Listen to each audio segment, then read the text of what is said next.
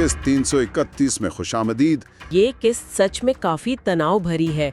एक तरफ तो देखें बारान और जूदत की वो कारोबारी दुश्मनी है जो खतरनाक होती जा रही है, और दूसरी तरफ हवेली में वो नए बच्चे के आने से पहले ही फर्नीचर पर एक नई बहस छिड़ गई है। और फराद के अंदर भी कुछ चल रहा है ना? बिल्कुल, फराद की अपनी कशमकश भी है। अच्छा, तो बारान से शुरू करते हैं। वो जो जूदत के साथ शराकतदारी खत्म हुई, उसकी जिम्मेदारी वो खुद ले रहा है। जी, और सीधा जूदत को बोल दिया कि भाई मसला है तो मुझसे बात करो।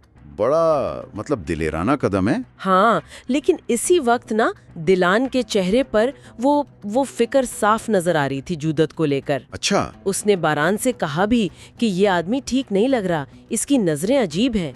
मगर बारान ने, आपको पता है, ज्यादा तवज्जो नहीं दी। तो आखिर में फैसला हुआ कि खानदान में वोटिंग करवा लेते हैं। वोटिंग फर्नीचर के लिए? हाँ, और नतीजा आया 4-4 से बराबर। फिर गए अहमद चचा के पास फैसला कुन वोट के लिए। उन्होंने पहले तो उन्हें अच्छी खासी नसीहत की।